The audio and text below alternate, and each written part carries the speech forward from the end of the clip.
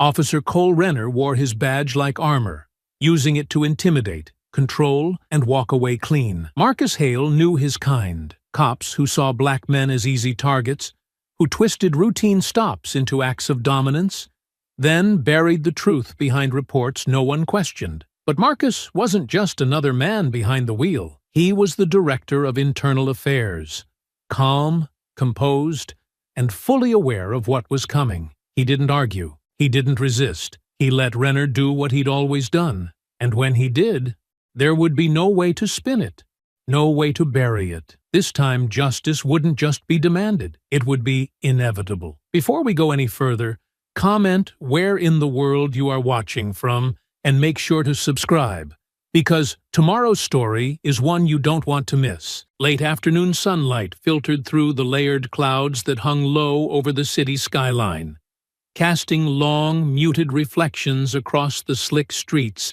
still glistening from an earlier rain. The air carried that faint metallic tang that lingered after a storm.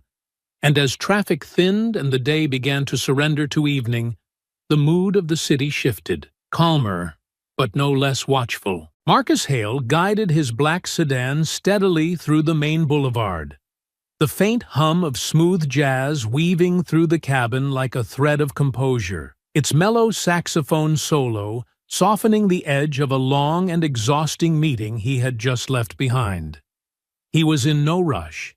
His hands rested lightly on the wheel, posture upright, gaze calm, allowing the rhythm of the road and the music to unwind the tension buried beneath his tailored suit. The day had been another closed-door session with the state's oversight panel, hours of subtle power plays, thinly veiled excuses, and bureaucratic resistance masquerading as concern. These were the conversations that never made headlines. The quiet battles Marcus fought not in courtrooms or public hearings, but in conference rooms sealed off from accountability. As Director of Internal Affairs, Marcus had long since mastered the art of silence, of measured responses, and perfectly weighed decisions.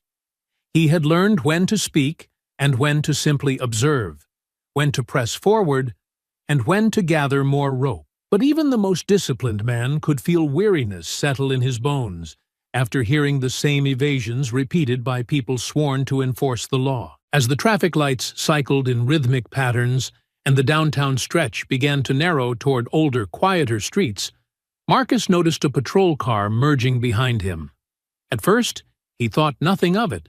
City cops drifted in and out of lanes all the time. But after 2 turns and a right signal that the cruiser also mirrored, his eyes shifted to the rearview mirror with quiet certainty. The police car was following, not aggressively, not with sirens or flashing urgency, just close. Closer than necessary. The lights came on 2 blocks later.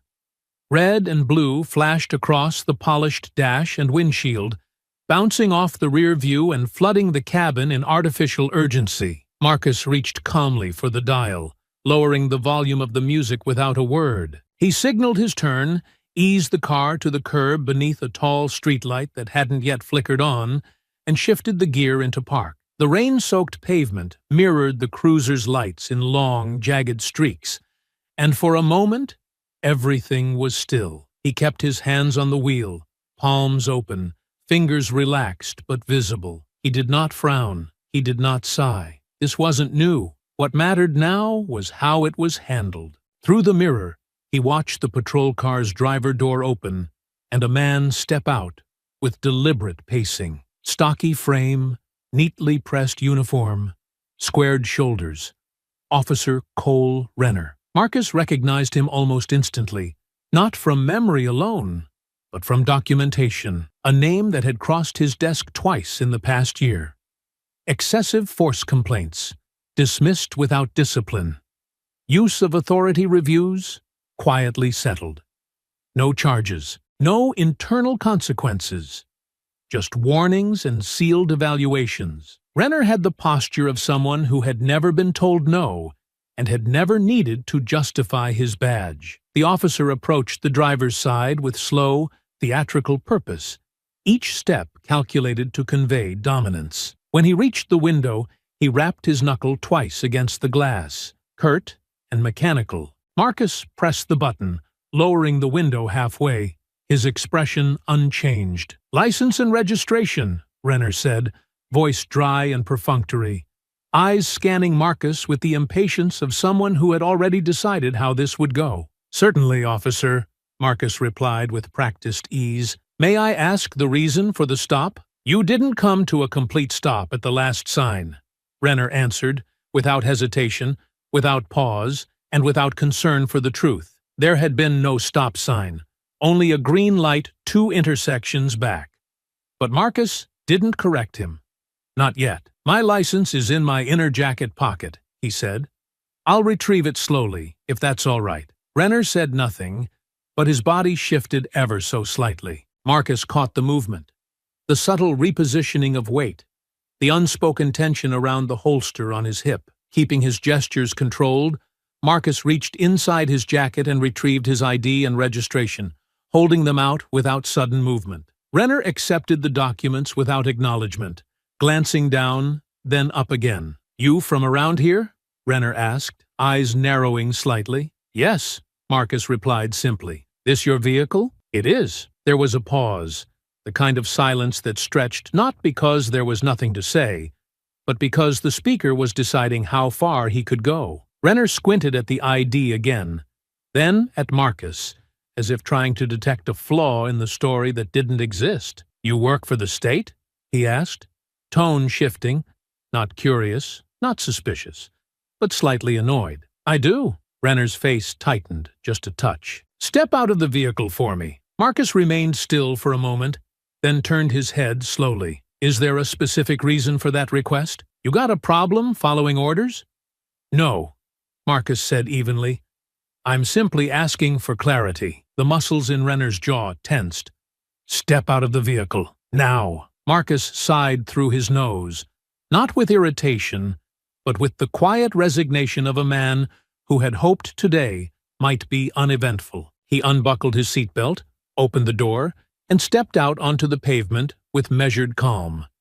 He stood tall, hands loose at his sides, his suit immaculate against the muted afternoon air. Across the street, a pedestrian had slowed his walk. A phone was raised discreetly, its lens catching the tension rising like steam. Renner's voice didn't change pitch, but his stance shifted with the rigid weight of a man who had already made up his mind, who had already decided how this moment would end before it had even begun. His boots stepped forward with a deliberate crunch against the wet asphalt, shrinking the space between them in quiet, menacing increments. "I said, turn around. Hands on the hood," he repeated, each word clipped and certain, not a suggestion, but a declaration of control, meant to remind Marcus where the power supposedly sat in this moment. Marcus did not move at first, and it wasn't hesitation that held him still. It was precision. Every breath was intentional. Every second was measured. His eyes stayed locked on Renner's, not with defiance, but with a composure that unsettled men like him. Calm wasn't what Renner wanted. Obedience was. Fear was. A lowered head and mumbled apology was. But all he saw in Marcus was steadiness. "For what cause?" Marcus asked again, his voice even, deliberate, and free from the cracks that usually surfaced in people when confronted with sudden authority. There was no quiver, no aggression, just a man demanding clarity in a system that rarely offered it. Renner's expression hardened. "Don't play smart," he said, stepping in further, now close enough that Marcus could see the faded creases near his holster, the sweat collecting just beneath the brim of his brow. "You match the description. Black male, dark vehicle, suspicious behavior, end of story." "And what specific behavior did you observe that qualifies as suspicious?" Marcus replied, his hands still visible, his stance relaxed, but his words gaining edge. "Driving the speed limit? Using my turn signal? Coming from a business district? You raising your voice at me?" Renner snapped, but there was a tremor under the surface now. Barely detectable, but there. Not fear, not yet, but uncertainty. The kind that came when a man used a script he expected to work. And it didn't. I haven't raised my voice, Marcus answered, tone still even, still quiet. I asked you to explain your stop. I don't have to explain anything to someone who doesn't follow basic instructions. Renner fired back, his voice now beginning to rise, fueled not by authority, but by frustration.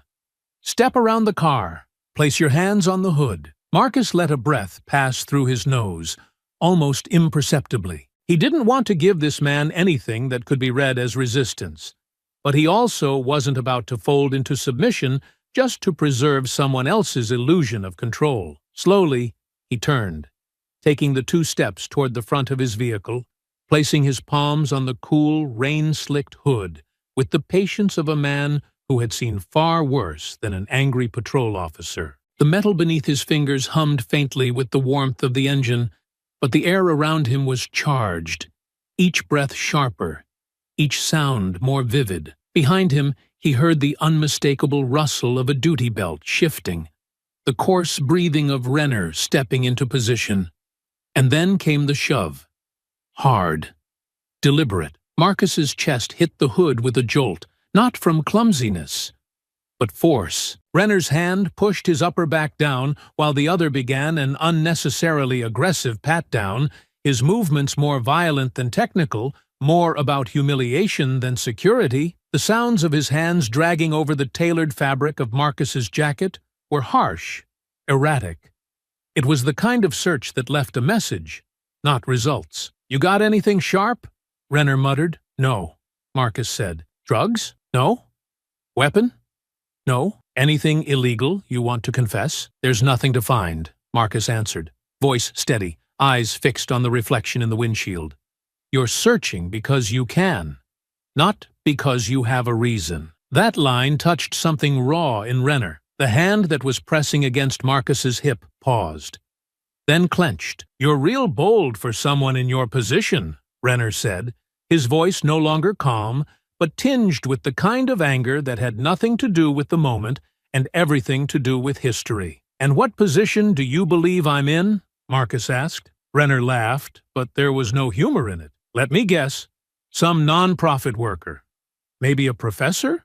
No, you're probably one of those civil types, always talking rights, always telling cops how to do our jobs." "I haven't told you how to do your job," Marcus replied without turning his head. "I've only asked you to justify your actions. You don't get to make demands," Renner hissed, and his grip tightened again. Across the street, the movement began. A young man wearing headphones paused mid-step and slowly removed them, watching with narrowed eyes. Further down the sidewalk, a woman getting into her car stopped, turned, and pulled out her phone. The stillness of the moment began to fracture under the weight of observation.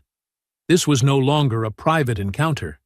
It was becoming a public moment, whether Renner liked it or not. Renner glanced toward the corner of his vision and saw the shift.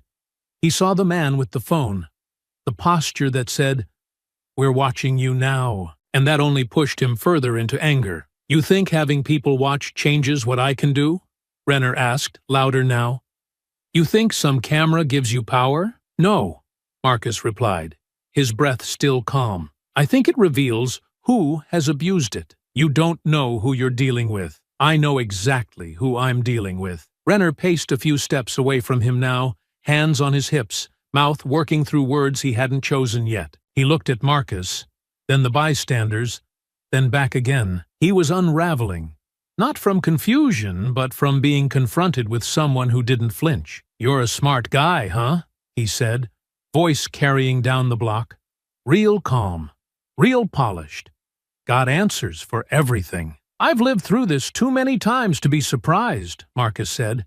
"You act like you're special. I act like I know the law." That pushed Renner over the edge. He stepped back in, now inches from Marcus, his hand hovering near the holster again. He didn't draw, but his fingers rested against the latch, letting it be seen, letting the possibility hang there like a threat. "You keep running your mouth," he said, voice dropping low and dangerous, "and you'll see what happens when I stop being patient." "I'm not asking for patience," Marcus said, meeting his eyes directly. "I'm asking for accountability." The silence that followed felt heavy, pressing down from all directions. A light drizzle began again, soft, more of a mist than a storm, but it coated the street in a fresh shimmer, reflecting the tension like light off a blade. "You keep testing me," Renner said through his teeth, "and you'll regret it." "I'm not testing you," Marcus said clearly, with no change in tone. "I'm warning you." Renner took a single step back, and for a brief, chilling second, the world seemed to hold its breath. The weight of the moment shifted sharply, dragging the late afternoon light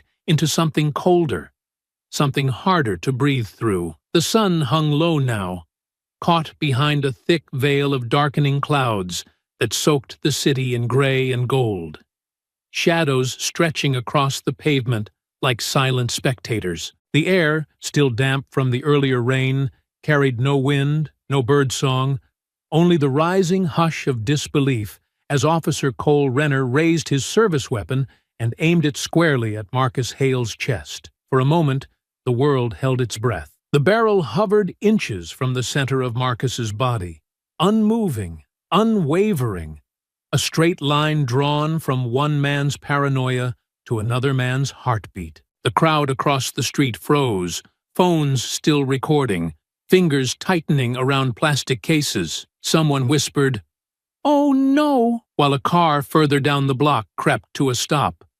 The driver's wide eyes locked on the unfolding disaster. Marcus didn't flinch. He didn't step back.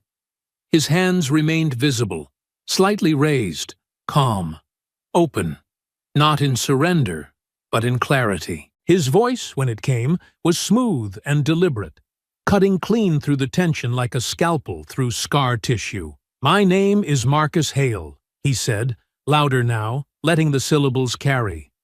"Director of Internal Affairs for the State Department of Justice." Renner's eyes twitched, but the gun didn't lower. "I oversee law enforcement conduct compliance," Marcus continued.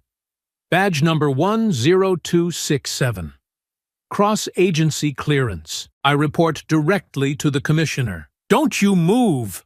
Renner barked, louder now, as if drowning Marcus's words could silence their truth. "Keep your hands where I can see them." "I haven't moved," Marcus said. "I haven't threatened you. You've escalated this without cause." "Shut up!" Renner shouted, voice cracking now, something wild and desperate unraveling in his tone. "You think I'm gonna fall for that? You think saying you're some big shot gives you a pass? It gives you a warning," Marcus replied, his voice sharp now, the calm no longer gentle but edged with steel. "You are seconds away from ending your career, and you don't even know it." Renner's grip tightened on the weapon. His stance widened. His mouth twitched, as if trying to decide between a sneer and a shout. "You're lying. You're trying to manipulate the situation. I don't know who you are, and I don't care. My credentials are in the inner pocket of my jacket," Marcus said carefully. "You can retrieve them yourself, or you can call dispatch and verify my name. Either way, you'll see this isn't a bluff." "You think I don't know your type?"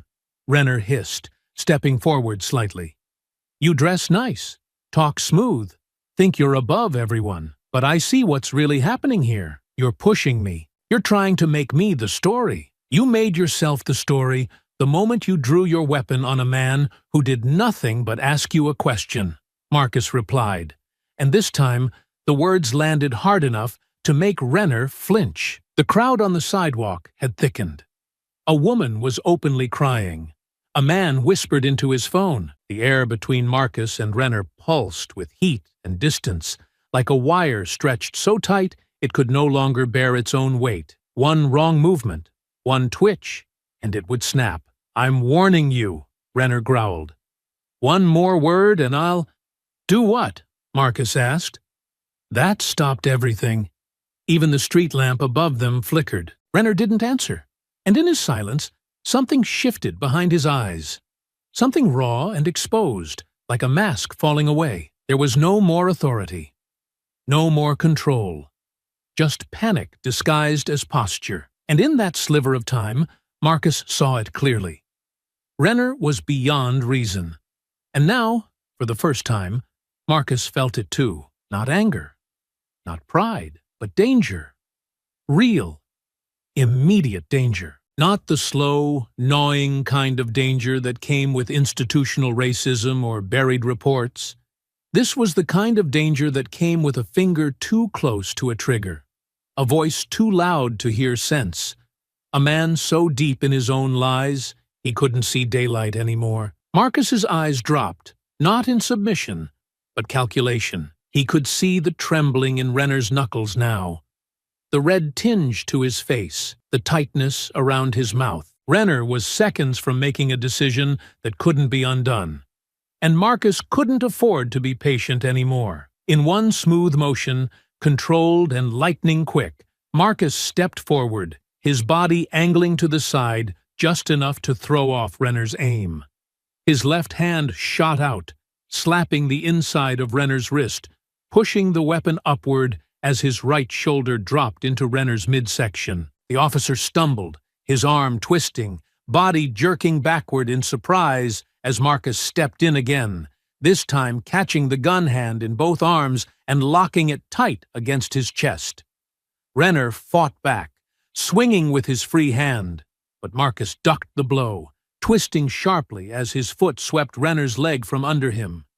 They hit the pavement hard, Renner first, back slamming into the wet asphalt with a dull, bone-jarring thud. The weapon skidded away, spinning toward the curb, just out of reach. Marcus rolled with the motion, not giving Renner space to recover. He pinned him quickly, one knee braced against the officer's forearm, the other pressing lightly to his ribs. Renner struggled, thrashed once, but the fight was gone. Not physically, he still moved, but the moment of dominance had passed, and both of them knew it. Marcus held the position without striking. He didn't yell. He didn't gloat. He simply stayed there, breathing steadily, making sure the man beneath him knew who had made the choice. "You aimed a weapon at an unarmed man," Marcus said, his voice calm again, though now heavy with authority that couldn't be denied. "And now you'll answer for it. You're finished." Renner spat from the ground, his voice shaking with rage and desperation as rain mist clung to his face. "You assaulted an officer." Marcus leaned down slowly, his expression unreadable, calm radiating from him like heat from stone. His voice was measured, but sharp enough to slice through every lie and deflection. "So did you." Renner's eyes narrowed with fury. With a sudden burst of energy, he twisted beneath Marcus, one hand wrenching free from beneath the pressure of his pinned arm. He lashed out violently, elbow catching Marcus's ribs with a thud. It wasn't precise, just raw, panicked aggression, but it was enough to force Marcus to shift. The crowd gasped. Marcus reacted instantly, rolling off the officer's torso and onto one knee in a practiced defensive maneuver. He raised his arms just in time to catch Renner's follow-up strike, an erratic punch that lacked aim but carried the weight of humiliation. Marcus absorbed the impact on his forearm, then stepped back, giving ground not because he was losing, but because he was calculating. Renner scrambled to his feet, soaked and furious, hands clenched, mouth foaming with curses. "You don't get to put your hands on me!" he shouted, pointing wildly as if his voice alone could restore control. "You don't get to fight me like you're the law." "I didn't fight you," Marcus said coldly, his chest rising and falling as the adrenaline tightened in his veins. "I stopped you from killing someone." Renner charged. Marcus didn't hesitate.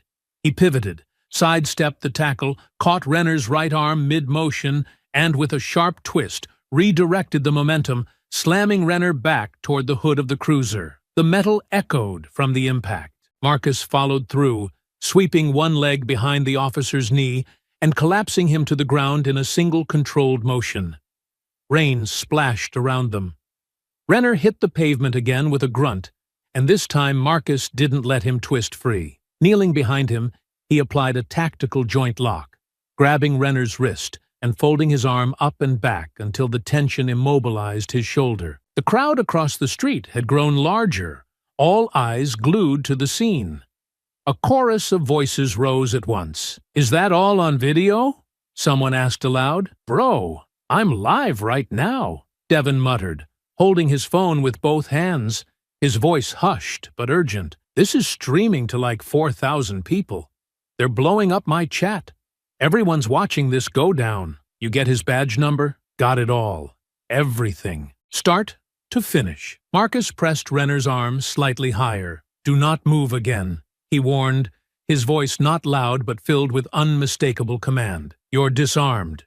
You're restrained. Make one more aggressive move, and I will respond with the same control I've used so far." "Control?" Renner hissed, panting beneath him. "You're gonna regret this. I swear it." "I already regret letting it go this far," Marcus said. "But you made sure I didn't have a choice." He scanned the area quickly, eyes sharp and alert. The service weapon Renner had drawn was still lying near the gutter, partially obscured by a wet plastic bag blowing in the wind. Marcus kept his weight on Renner's back with one knee as he reached out and dragged the gun toward him using the edge of his foot. Once it was in reach, he picked it up, checked that the safety was on, then stepped back and used Renner's shoulder radio. He pressed the button. "Unit 417, requesting immediate backup," Marcus said into the mic, his voice crisp, professional, unshaken. "Officer involved in use of force confrontation. Suspect is restrained. Weapon has been secured. I am Director Marcus Hale. Repeat, Director Hale. Credentials available for confirmation. Location is East 49th and Harper, just south of the light." Static crackled back. "Copy that. Stand by. Director Hale, did you say?" Marcus released the button without answering. Behind him, Renner groaned, still writhing against the hold, but making no progress. The power he once wielded had drained from his body, his face twisted in disbelief and shame, like a man waking from a dream that turned against him halfway through. "You think people are going to believe your version?" he spat, voice muffled against the pavement. "You think that crowd matters? You think those phones mean anything?" "I think this time," Marcus said quietly, "they do." Within moments, the distant cry of sirens pierced through the still air.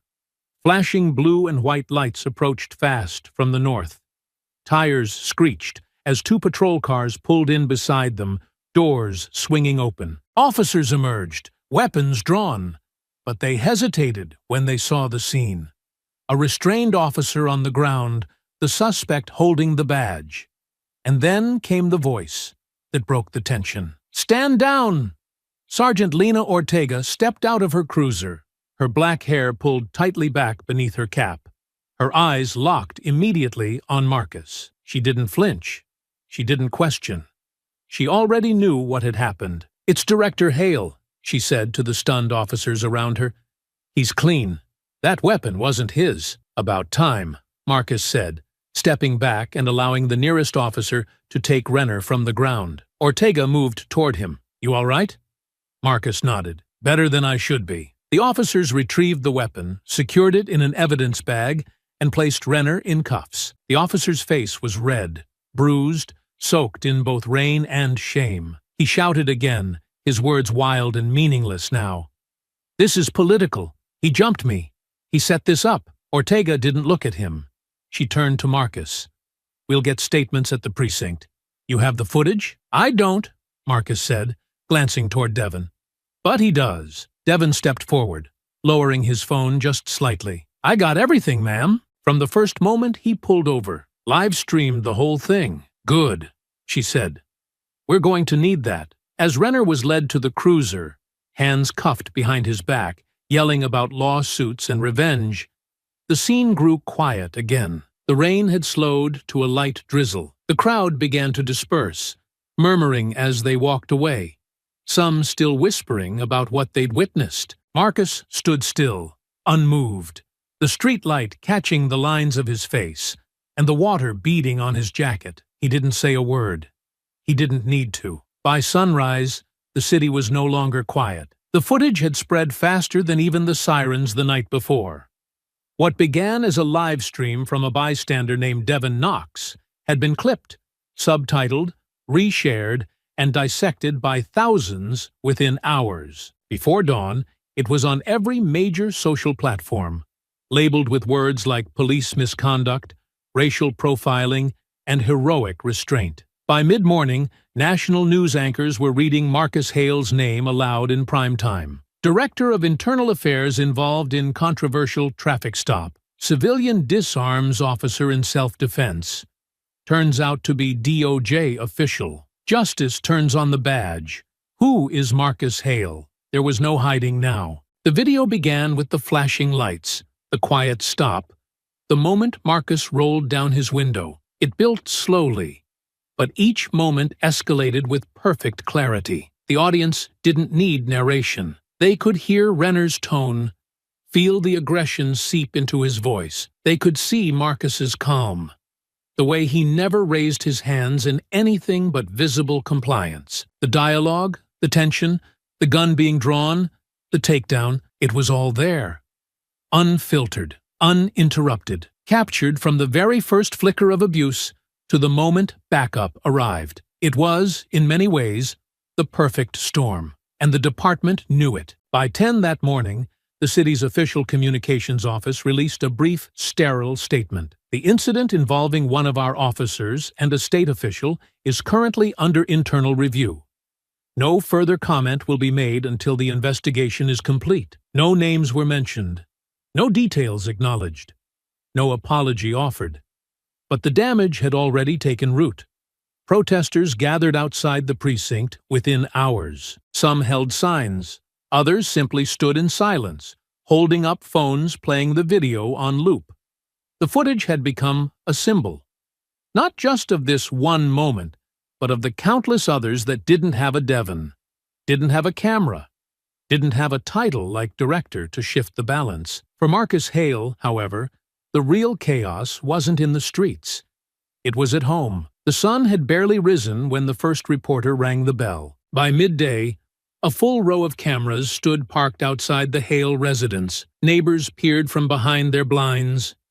Drones buzzed faintly overhead. Journalists from networks Marcus had once briefed during quiet, off-the-record investigations now shouted questions at his gate, demanding quotes, reactions, televised apologies, televised statements. Inside the house, Marcus stood by the window, still in his undershirt and slacks, sipping black coffee that had gone cold an hour ago.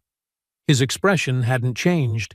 It was the same still mask he'd worn on the street, only now there were no cameras he controlled. "You can't ignore this," Maya said gently, standing beside him. "They're not going to let this go." He said nothing. His eyes tracked a young reporter as she paced near the fence, lips moving quickly into a microphone. "You didn't do anything wrong, Marcus. That's not what they're asking. They're asking for the truth." "No," he said, setting the cup down. "They're asking for an angle." Maya walked to the table and picked up the department-issued phone Marcus had tossed there earlier. Notifications flashed across the screen. Missed calls, emails, statements pending approval. She turned it face down and looked at him with the same piercing clarity that had always kept him honest. "You don't get to be silent this time," she said. "You've seen too many people silenced, too many cases closed, too many lives twisted by this exact kind of thing. You've always operated in the background,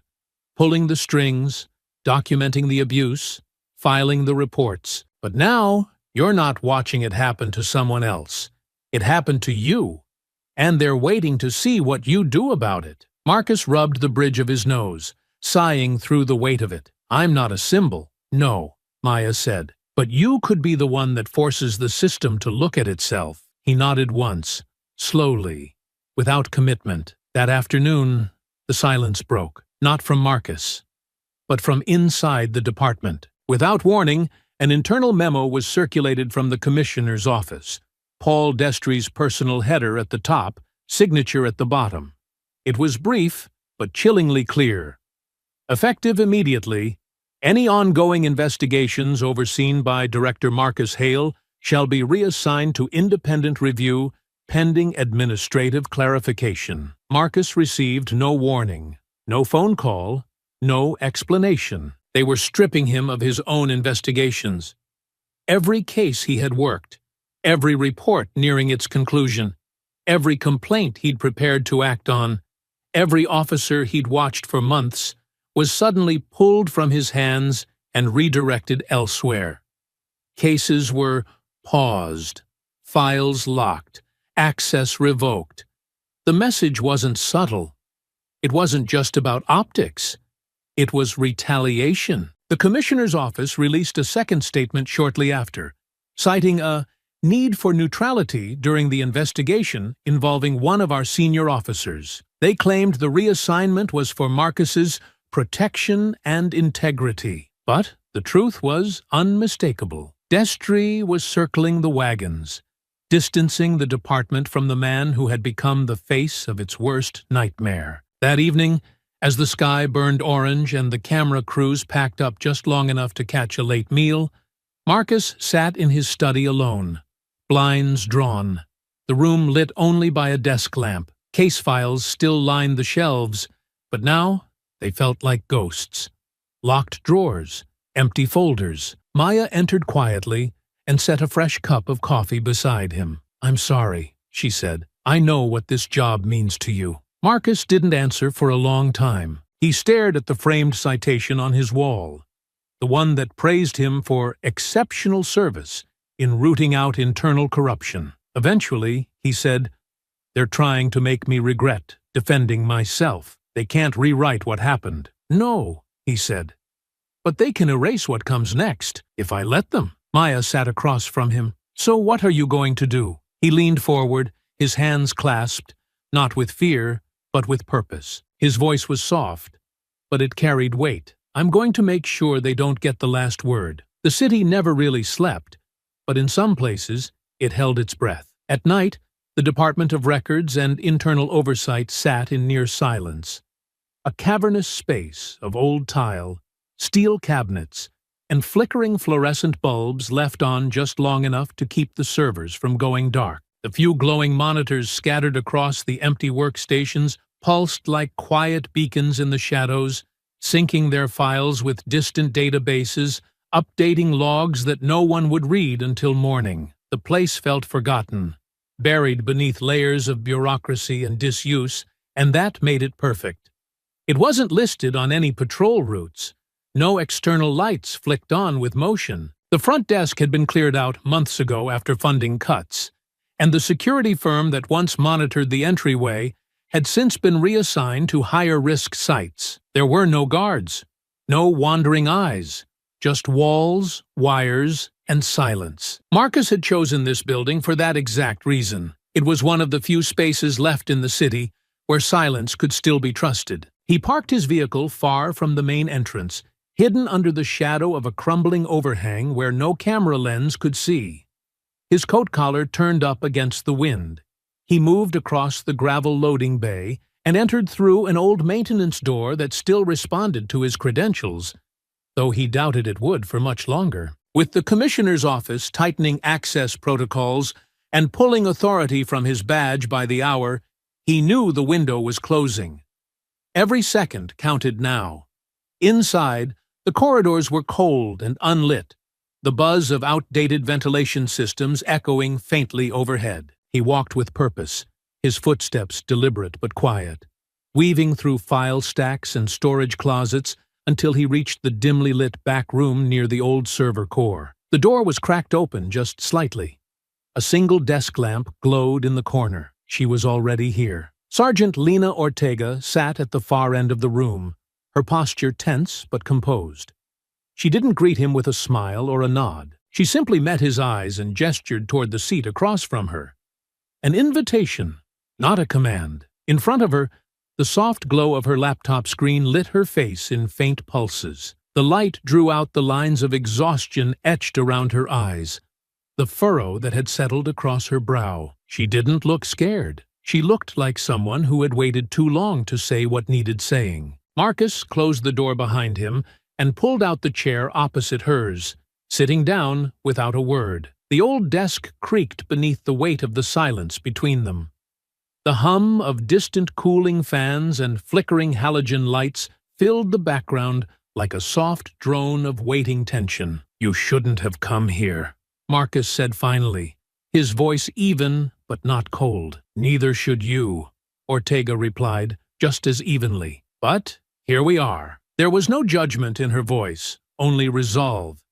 The same resolve he'd seen in her during long nights reviewing use-of-force statements when she'd stayed behind to ask one more question, to open one more report, long after the others had stopped caring. Without another word, Ortega rotated the laptop toward him. The screen now angled in his direction. Marcus leaned forward, and his eyes settled on the document displayed. A simple spreadsheet at first glance, but its implications were immediate and unmistakable. There were names, dates, badge numbers, case IDs. Each entry was linked to an internal note or action, or more often, the absence of one.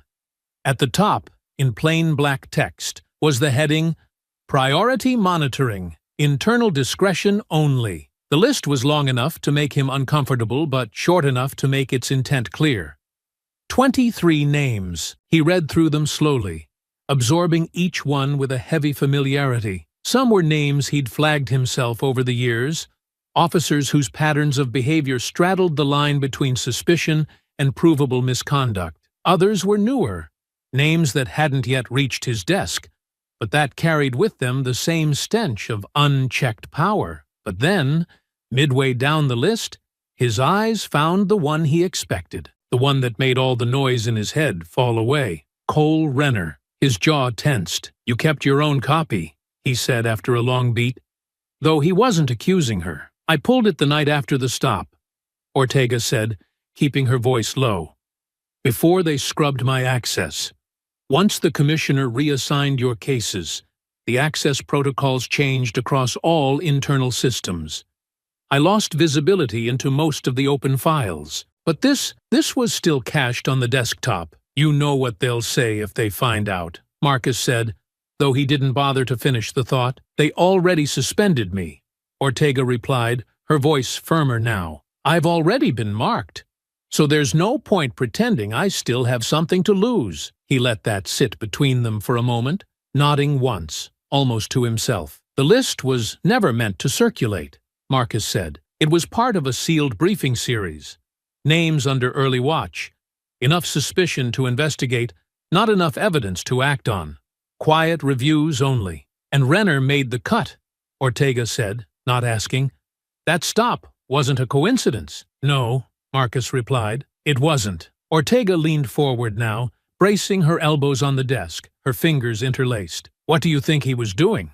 "Testing you. Targeting you?" "I don't think it was personal," Marcus answered, his tone thoughtful. "Not at first. I think someone gave him an assignment, knowing he didn't ask questions. I think they chose him because he was volatile, and because volatile men can be steered with the right pressure. And once he recognized you, that's when it became personal," Marcus said. "And reckless." Ortega sat back in her chair and reached for the flash drive beside the keyboard. She slid it across the table. "I saved more than the list. Every time a report was flagged and later dismissed, I saved the audit logs. You'll find timestamps, overrides. Every instance when someone in admin wiped a complaint or redirected a review. Renner wasn't just lucky. He was protected." Marcus reached inside his coat and pulled out a matching drive. "And this," he said, laying it beside hers, "is everything I built before they froze my access. Patterns, suppressed statements, unresolved civilian claims, and names. Not just beat cops. People upstairs." For a moment, they just sat there, both drives between them like weapons on a table neither of them wanted to use. "I think we both know," Ortega said quietly, "that this doesn't end with Renner." Marcus nodded, eyes fixed on the list still glowing on the screen. It never did. By the end of the week, the city was no longer watching. It was marching. The footage of the traffic stop on East 49th had evolved beyond an isolated moment of abuse into a movement that rattled the very ground it was filmed on. What began as a bystander's steady hands and an instinct to record had swelled into a collective reckoning, spilling out across neighborhoods, bleeding through barriers of class and district lines, and converging into one clear, thunderous demand: accountability without delay and justice without compromise. Screens everywhere, from phones to storefront televisions to massive LED billboards, flashed stills of Marcus Hale, with his hands raised in quiet restraint, and of Officer Cole Renner in full uniform, weapon drawn, caught mid-escalation. The video had circulated so widely, so rapidly, that even news stations that typically sidestepped controversy had no choice but to feature it. Talk shows, live streams, and primetime broadcasts all made room for it in their rotations, each one dissecting every frame of the footage with the obsessive care of a surgeon studying a rare pathology. The world had not just witnessed it, they were absorbing it, framing it, interpreting it through every lens of race, authority, protocol, and morality they could reach for. Yet amid the rush of voices rising in solidarity and outrage, there were others, voices cloaked in professional neutrality, who tried to pull the conversation away from what was plainly visible. Panels filled with law enforcement experts and sanitized legal commentators began to offer their polished assessments, not of Renner's decision to escalate, but of Marcus's measured response. Some questioned whether a man in Marcus's position, no matter the threat, should have physically engaged with an officer. Others suggested that his failure to immediately announce his title and credentials had, in some way, contributed to the misunderstanding, as though the barrel of a gun required a more courteous introduction. With every new voice added to the noise, Marcus watched as the truth of what happened to him began to fracture, not because it was unclear, but because too many people had too much to lose if it remained unbroken. Then came the department's official position. 3 days after the confrontation, the Office of Media and Communications issued a 2-sentence statement to every press outlet in the city, and within minutes, it was everywhere. The carefully worded release read, "Due to technical interference at the time of the traffic stop involving Officer Cole Renner and Director Marcus Hale, the body camera footage experienced partial corruption. We are working diligently to recover the missing data." The implication was as sharp as it was cowardly. The footage, they claimed, was compromised. The only full record of the encounter now rested in the hands of a civilian. And while Devon's video was damning, it was not theirs. It had not passed through their filters. It had not been redacted or reframed, which made it dangerous. Inside Marcus's home, the air had grown heavier with each passing day, as though the walls themselves had begun absorbing the weight of public scrutiny and institutional retreat. The front gate, once quiet, now held a near-constant line of reporters, civil rights attorneys, documentary filmmakers, and curious passers-by who treated the house like a landmark. Phone calls came in by the minute, some offering support, others making veiled threats disguised as advice. And through it all, Marcus had remained still, choosing not to speak, not because he was unsure of what to say, but because he was calculating exactly when it would matter most. But Maya could wait no longer. She stood at the steps of City Hall on a humid afternoon, dressed in slate-gray slacks and a navy blouse, her hair pulled back tightly, her presence unmistakable. With no podium, no entourage, and no official press release, she addressed the crowd directly. Her voice carried not by microphone, but by purpose. "My husband was calm," she said to the hundreds gathered below. "He was respectful. He followed every instruction given to him, even as those instructions shifted from protocol to intimidation. He made no sudden movements. He made no threats. He did what every black man is told to do when stopped by an officer. He survived." The crowd stood in silence, many nodding, some recording, all listening. "But survival," she continued, her voice growing stronger, "should not be considered a triumph. It should be the minimum. And when an officer raises a weapon to a civilian who poses no threat, when a department chooses to explain away that decision instead of condemning it, when the only full footage mysteriously disappears, and when the man who exposed all of it is asked to stay silent for the sake of appearances, that is not justice. That is preservation of power. And we will not preserve a system that sacrifices the truth." The footage of Maya's speech traveled almost as fast as the original video. Within hours, She had become the voice of the moment, clear, composed, and utterly unwilling to let the city forget what had happened. While Marcus remained behind the scenes, piecing together patterns and planning his next move, Maya carried the fire forward. And then, quietly, the summons came. It wasn't formal. There was no official letterhead or electronic trail, just a short message sent through an intermediary, delivered by a department liaison too nervous to hold eye contact. Marcus was to meet Commissioner Paul Destry at a neutral location, off the record, off the books, and off the radar of public attention. The meeting took place in a discreet government conference suite, tucked inside a state-owned facility overlooking the East Docks. The room was cold and angular, its gray walls and unmarked doors designed to blend into their surroundings. Marcus arrived alone, and Destry was already inside, standing by the far window with his back turned, watching the cranes move containers across the harbor as if contemplating the weight of it all. "You've become quite the story," Destry said without turning.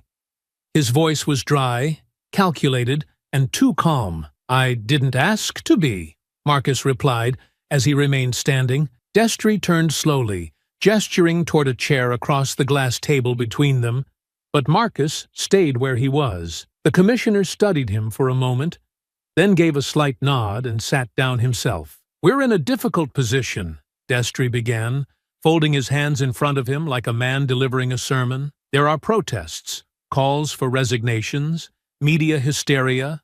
Emotions are high. The public sees a villain and a victim. But institutions don't work in absolutes. They require subtlety, containment, compromise. If you're asking me to help contain this," Marcus said, his voice low but unflinching, "you're asking the wrong man. I'm asking you to think bigger than just this incident," Destry replied. "If this becomes a crusade, the fallout will go beyond Cole Renner. You know what's in those files. You know what happens if they surface. This city doesn't survive a scandal that large." Marcus said nothing at first. He watched the commissioner carefully, the way his fingers tapped gently against the desk, the way his eyes never quite met his own. There was no concern in Destry's expression, only calculation. "They were never just protecting Renner," Marcus said quietly. "They were protecting themselves." Destry didn't deny it. The system didn't respond with an apology. It responded with a warning. Within 72 hours of Marcus leaving that closed-door meeting with Commissioner Destry, the first breach occurred. It wasn't a physical break-in, not something so crude or obvious.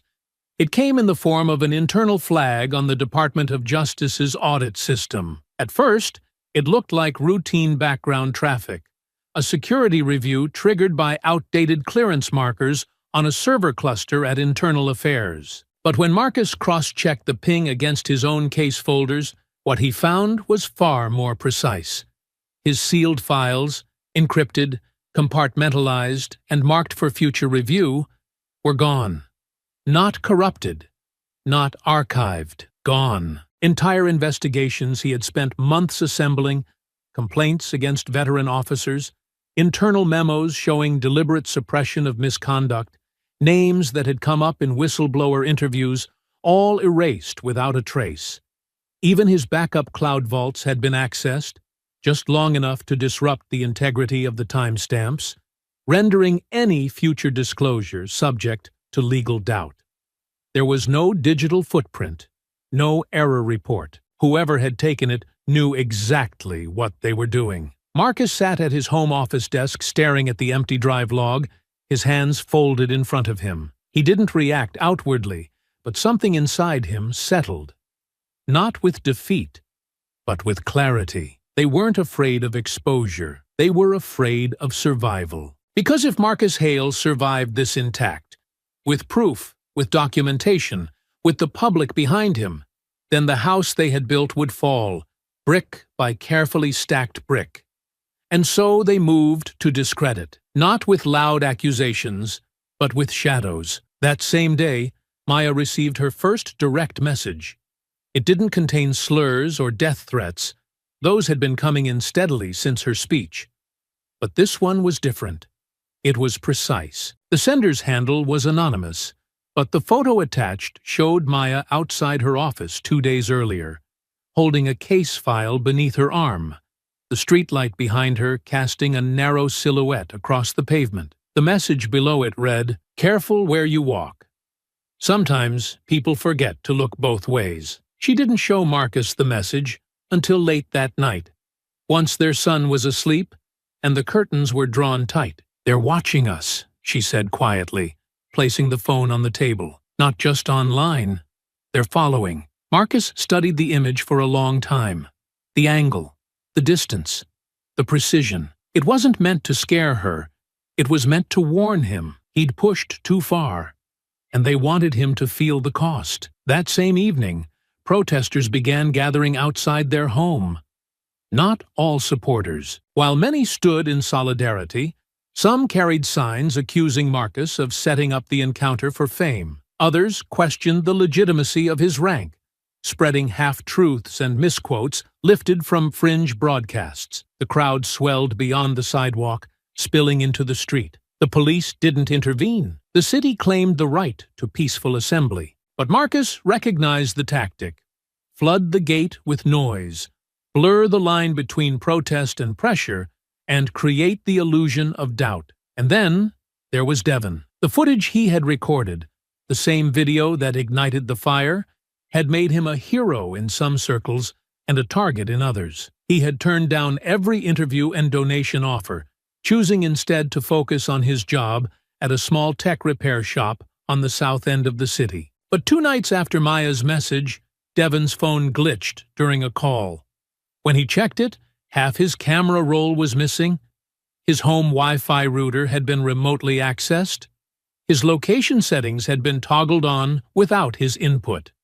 When he went to log into his cloud account, it was locked for unusual activity. He called Marcus in a panic. "I didn't do anything wrong," Devon said, his voice shaking. "I just filmed what I saw. That's not illegal, is it?" "No," Marcus said gently. "But the truth has a price. You've just started to feel it." Despite the darkness tightening around them, a flicker of light remained inside the department. Sergeant Lena Ortega, suspended but not silenced, had begun leaking documents from the precinct. Quietly, carefully. Redacted officer logs, internal emails about the footage, memos discussing narrative management. She sent them one by one through encrypted proxies to an anonymous journalist who had covered departmental corruption cases in the past. She included timelines, cross-referenced edits, and proof that Renner's body cam footage had not been corrupted, but manually flagged for deletion by an IT supervisor under direct orders from the commissioner's office. Marcus received copies of the leaks before they went public. He read through them at the kitchen table. Maya seated across from him, her hand resting atop his as he scrolled. Line after line, they watched the truth unspool. Not just about Renner, but about a pattern, a structure, a network of protection designed not for justice, but for insulation. It was then that Marcus made his decision. He would speak, publicly, formally, and not to the press. He reached out to the State Oversight Committee, an independent body with jurisdiction over law enforcement ethics violations and procedural accountability, and requested to testify before a special session. The response was swift and unanimous. They accepted. The announcement went live the next day. DOJ Director Marcus Hale to testify before State Oversight Committee regarding internal misconduct. The public reaction split like glass under pressure. One half hailed him a whistleblower of rare courage, an honest man refusing to bend, even as the system tried to crush him. Hashtags with his name resurfaced, and activists praised his decision to speak on record. Crowds gathered again, this time outside the Capitol, holding signs that read, "We believe Marcus," and "Transparency now." But the other half, driven by department loyalists, political mouthpieces, and thinly veiled hit pieces, pushed a different narrative. They called him a manipulator, an opportunist, A man playing victim to advance a personal crusade. His service record was scrutinized, twisted out of context. Old audio clips from past interviews were spliced into montages, made to sound arrogant, conspiratorial, radical. Marcus read the headlines, watched the segments, and sat in silence. He had spent a career building cases in the dark. Now the lights were on, and everyone was watching. In the days leading up to the testimony, the house was quieter than usual. Not because the world outside had calmed. If anything, it had only grown louder. But because the noise had reached a point where words no longer felt useful. Interviews aired every hour. Opinion pieces filled the Sunday pages. Every search of Marcus's name returned 1,000 interpretations of a man he no longer recognized. He sat most nights in his study, not drafting statements or building timelines, but simply thinking, not about what was said, but about what hadn't been, about what he had left unsaid for years. There had been a time, 7 years back, when Cole Renner's name first came across his desk, not as a suspect, not even as a threat, but as part of a promotion recommendation list. His supervisor had written him up for decisive field leadership and incident resolution under pressure, the kind of polished language that masked a pattern of aggression in clean terminology. Marcus remembered reading it, frowning slightly at the odd phrasing, and setting it aside. There had been a footnote, a formal warning 2 years prior for a traffic stop that had turned physical without cause. No formal complaint was filed, no charges, no attention, and so Marcus, buried under a dozen urgent investigations with real momentum, chose to flag it for review and move on. He hadn't denied the promotion. He hadn't signed it either. He'd let it pass by, unsigned but unopposed. And months later, when Renner's badge was pinned with ceremonial applause, Marcus had watched the photos circulate internally and told himself it wasn't his place to intervene. He told himself there wasn't enough, that he didn't have time, that the department wouldn't have backed his objection. Now, with everything unraveling in front of him, Marcus couldn't help but wonder how different things might have been if he had spoken up back then, when the storm was still a cloud on the horizon, not lightning in his chest. Late that night, as he stood in the doorway of the kitchen, arms folded, eyes heavy with exhaustion, Maya found him there, silent, unmoving, almost distant in his own home. She didn't speak at first. She just watched him, watched the way his shoulders rose and fell, like someone carrying more than weight. "You've been somewhere else all day," she finally said. "Wherever you are, you need to come back." "I've been thinking," Marcus replied, not turning around, "about all the times I should have done more. The times I let it slide because there wasn't enough, or because it wasn't the right moment, or because I told myself someone else would step up, but they didn't. And now, it's here, all of it, on us." Maya stepped closer, her voice softer now, but firm. "And you think carrying all that guilt is going to help you get through this?" "I think it's the only thing keeping me honest," he said, finally looking at her. "I keep asking myself, if I hadn't been the one with the title, with the badge, with the suit, would I have made it home that night?" She didn't answer right away. Instead, she reached out and placed a hand on his chest, her fingers resting gently over his heartbeat. "I've watched you give your life to this job," she said, "to this mission, but what you're about to do isn't just professional.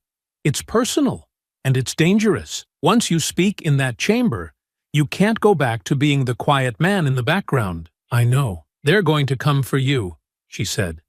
"They're going to twist your words, dig into our lives, threaten everything we've built. So I need to ask you something, and I need you to answer honestly. Not like an officer, not like a witness, just as the man I married." He nodded slowly, holding her gaze. "Are you willing," she asked, her voice now steady, "to give up your entire reputation, everything you've worked for, to fix this?" He didn't answer right away, not because he didn't know the truth, but because saying it out loud would make it real. "I'm afraid," he admitted finally, "not of losing the job or the pension, but of what happens if I succeed, of what it will cost us." Maya's hand didn't move. "Then be afraid, but do it anyway." The next day, Devon called. Marcus could tell the moment he answered that something had shifted. Devon's voice was different. Not angry, not panicked, just quiet, too quiet. "They called my mom's house," he said. "Asked if I still lived there. Then they sent a package. No return label. Just a flash drive and a message. Said I should watch it before I go giving any more statements." "What was on it?" Marcus asked. His tone sharpened. "I didn't open it," Devon said. "I didn't want to know. I've already been getting messages all week. People asking why I even filmed. Calling me a traitor. Saying I set the whole thing up. Like I'm just trying to get famous off someone else's story." "You did the right thing," Marcus said. "You showed the truth." "I didn't think the truth would come with this kind of weight," Devon murmured. I thought it would help. But now I don't know. I haven't slept. I haven't gone to work. I'm scared to leave the house." Marcus didn't speak right away. Then, after a long pause, he said, "I need you to hold on a little longer. I know this isn't what you asked for, but what you did mattered. You gave them a reason to listen. And now, I have to give them the words to understand." Devon didn't reply, but he didn't hang up either. And that, Marcus took as enough. That evening, as he sat alone in the living room with the blinds drawn and the hallway light casting faint shadows across the wall, Marcus stared at his prepared statement. 12 pages of careful facts, unshakable proof, and measured conclusions. Then he pushed it aside, because when he spoke, it wouldn't be the paper that mattered. It would be the truth. The leak dropped just after sunrise, not as part of any official statement or orchestrated campaign, but as a quiet rupture in the city's carefully managed narrative, slipping past digital firewalls and comms teams with the precision of a scalpel to the heart. There had been no warning, no press advisory sent to inboxes the night before, no vague headline teaser meant to prepare the public for what was coming. Instead, the information arrived raw, direct, and unfiltered. An anonymous upload to a public justice reform database, nestled among thousands of forgotten cases and policy white papers, but glowing like a live wire once opened. Inside the upload was a full case record, time-stamped documents, internal memos, officer statements, redacted but still revealing, and a single chilling conclusion that no longer fit within the narrative the department had tried to maintain. Cole Renner, the same officer who had held Marcus at gunpoint on East 49th, had been involved in the death of a civilian during a detainment the previous year. The name in the report was Caleb Drayton, a 29-year-old graphic designer who had no criminal record, no outstanding warrants, and no history of violence. According to the report, he had been stopped by Renner just after midnight on a dead-end service road behind the old rail yard. The official entry listed the stop as routine. What followed in the documentation was a vague sequence of events stitched together with bureaucratic phrasing and thin details. At some point, during the detainment, Caleb had become non-compliant and then unresponsive. By the time paramedics were called, almost 20 minutes after the initial contact, Caleb was dead. The body showed bruises around the neck and discoloration along the ribs, but the cause of death was filed as sudden cardiac failure, and no toxicology report was ever submitted with the rest of the documentation. The body cam footage from that night, as listed in the log, was marked initiated, but there was no file linked to the entry. Within 72 hours, the case was closed. There had been no press conference, no public statement, no disciplinary review, just a quiet signature and a closed file, buried beneath layers of red tape, never intended to see light. Until now. Within hours, the leak was picked up by every major outlet across the state. What began as a few screenshots shared by legal watchdogs exploded into national attention as journalists, civil rights advocates, and local politicians began threading together the implications. The questions came fast and without pause. Why was this file sealed? Why was no external investigation launched? Who authorized the rapid closure?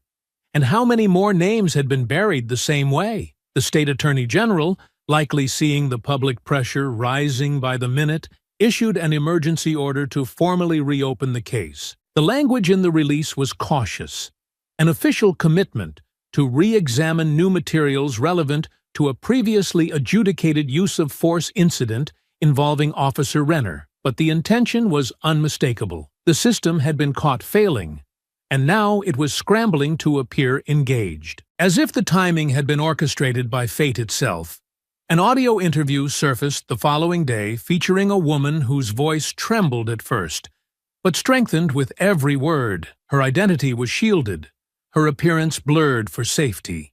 But her story cut through the noise like a blade through glass. She had been a probationary patrol officer, partnered with Renner during her early days in the field. In the 10-minute recording, she detailed specific encounters where Renner would stop black men without cause, citing vague suspicions or imaginary tips, always with the same offhand justification: just keeping the streets clean. She recalled him laughing after a stop where he cuffed a 17-year-old without charges, muttering that nobody misses a ghost. She said he would repeat the phrase like a ritual. "You pull over anyone who looks out of place." She had never reported it. "I thought it wouldn't matter," she admitted in the recording. "I thought if I said something, I'd be reassigned, or worse, labeled a problem, someone not willing to fall in line. And after seeing what happened to Director Hale, I couldn't keep that quiet anymore." Her statement, along with the reopened Drayton case, sent a tremor through City Hall and widened the fracture already forming within the department's foundation. Back inside the precinct, pressure mounted. And it didn't take long for that pressure to find Ortega. She had been careful. Every file she leaked passed through multiple layers of encryption, routed through old equipment never assigned to her badge ID. She used external drives, erased logs, moved during shift changes, but eventually, someone noticed. Maybe it was a line of code, a mirrored timestamp, or just a pattern flagged by an automated internal review. Whatever the trigger, it led to a closed-door meeting with a captain she didn't trust, and two investigators who didn't need to raise their voices. They didn't accuse. They didn't ask. They simply handed her a notice of suspension and told her to collect her things. She texted Marcus a single line that evening: "They cut me loose." That was all it said. No explanation, no defense. Just the quiet, surgical removal of the last voice he had within the walls of the department. One by one, they were silenced. Not through violence, but through administrative anesthesia. Now, standing on the edge of a public testimony that could shatter the department's credibility, Marcus realized the floor beneath him was no longer a floor. It was a rope, and it was burning. And then, Destry came. Not as a bureaucrat with press handlers or legal counsel, but as a man who still believed a well-placed conversation could keep the storm at bay. He arrived on foot, alone, wearing plain clothes and a guarded expression, as if he'd come to offer help, but couldn't bring himself to call it what it was: a final plea. Maya opened the door, but didn't let him pass the threshold. Marcus stepped out onto the porch, shutting the door behind him. The street was quiet. The air smelled like rust and ozone, the lingering promise of summer rain. Destry didn't mince words. "This case is beyond us now," he said. "It's no longer about right or wrong. It's about survival. Yours, mine, and the city's." Marcus didn't reply. Destry shifted his weight and looked down the street. "You step into that hearing, and we all fall. You know it. I know it. You still have an option. Early retirement, full pension, public commendation. We'll call it a transition, a necessary pause. You walk away intact. Your family walks away untouched. But if you go through with this..." He didn't finish the sentence. Marcus didn't need him to. And after a long pause, with the city and all its ghosts breathing down their necks, He looked Destry in the eye and said only this: "You had the chance to fix this before it reached me. Now I'm the last one left willing to say it out loud." And then he turned away, stepping back into the house. Behind him, the rain began to fall. The rain fell softly that night, not in torrents, but in slow, deliberate drops that tapped against the window panes like a quiet rhythm of inevitability. Inside the house, the atmosphere was still, not peaceful. Never peaceful these days, but charged with a kind of waiting silence that stretched from room to room, thick enough to make every breath feel heavier than the last. Marcus stood in his study with the lights off, the muted glow of a desk lamp tracing the edges of the files scattered before him. He hadn't moved much since Destry had walked away from the porch hours earlier. There was nothing left to negotiate, nothing left to salvage. The offer had been clear: silence in exchange for survival. But survival wasn't the same as living, not if it meant accepting a world that protected the guilty and punished the honest. Marcus had seen too many men like Destry, men who had once spoken of reform with conviction, only to carve out space for themselves in the rot, convincing everyone, including themselves, that their compromise was a kind of wisdom. Marcus wasn't interested in wisdom anymore. Down the hall, Maya sat at the kitchen table, typing with the kind of focus she reserved for moments that mattered. She had said nothing when Marcus returned inside, only nodded once and disappeared behind her laptop. When he finally joined her, she turned the screen toward him without ceremony. On it was a letter, unpolished, unfiltered, and meant for no one's approval. She had titled it simply, "To Whom the System Has Failed." It opened with a truth the department had worked hard to bury: that ever since Marcus chose not to remain silent, their family had been targeted, not with overt violence, but with shadowed intimidation. Maya described the messages sent to her private accounts, the image of herself caught leaving work and posted by an anonymous profile, the sudden cancellation of her speaking engagements, and the emails to her employer, warning that she was politicizing a personal matter. She recounted the nights they stayed up refreshing motion sensors on the front porch, the calls from numbers that didn't speak, and the looks their son began receiving at school. Curious at first, then colder. But it wasn't just a recounting of suffering. It was a challenge, a mirror held up to the public and the institutions they trusted, asking plainly, what does it mean when the only man brave enough to tell the truth has to risk everything to do it? The letter concluded with one simple, damning sentence: if they can do this to a man tasked with watching them, what can they do to the rest of us? Maya emailed it to 3 editors she had met over the years, all of whom responded within the hour. By dawn, the letter was on the front page of 6 major outlets. By noon, it had been read aloud on television. By sunset, it was being shared across thousands of screens, underlined by readers who had never met her, but now spoke her words like they had waited their whole lives to hear them. The response was immediate and unignorable. Calls flooded in from advocacy organizations, legal aid groups, and even a handful of local officials now scrambling to distance themselves from Destry's office. But through it all, Marcus stayed quiet, waiting for something he couldn't name, but would know when it arrived. It came 2 nights later, in the form of a small, unmarked envelope left on his doorstep. No note, no courier.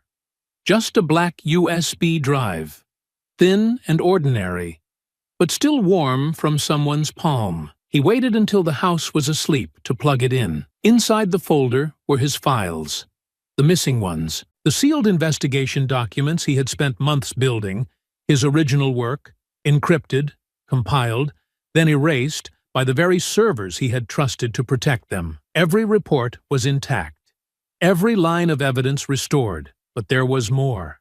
Someone had added a final document, a compiled list titled Internal Preservation Candidates, 5-Year Pattern.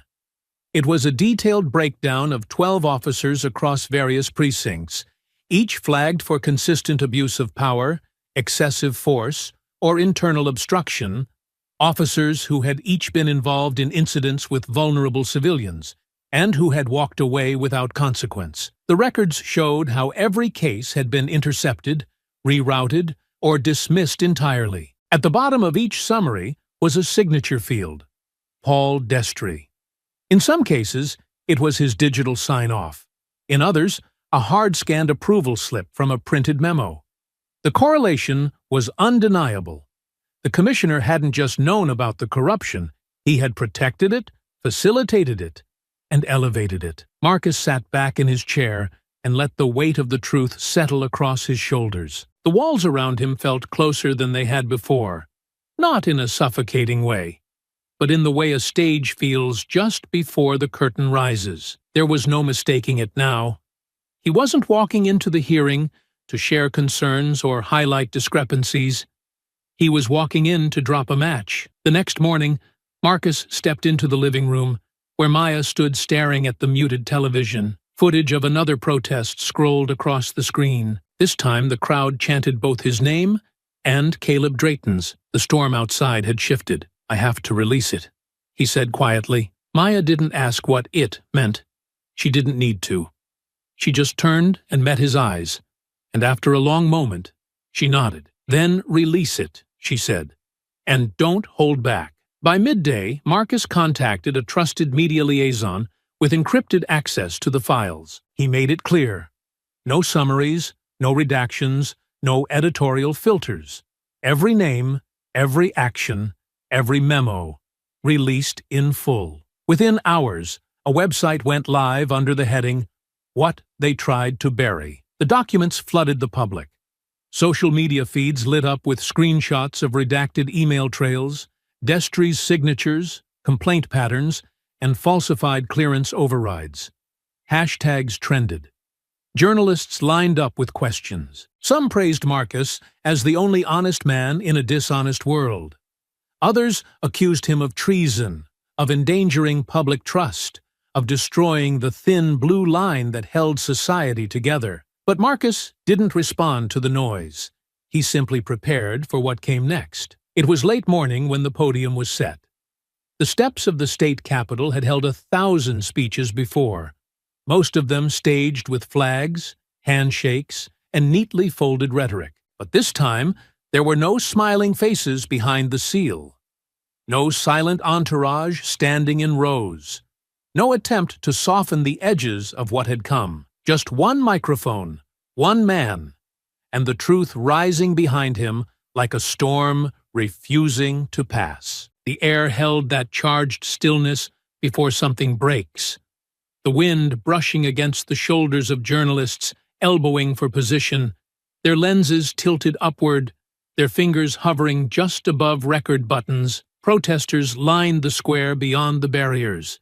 Some held signs, others held silence, but every single one of them was waiting. Then Marcus Hale stepped to the podium. He wore a simple gray suit, no flag pin, no affiliation patch, just a crisp white shirt, and the calm of a man who had already lived through fire and was prepared to walk through the ash. He didn't look around, didn't nod to the crowd or the officials lurking behind the curtains inside.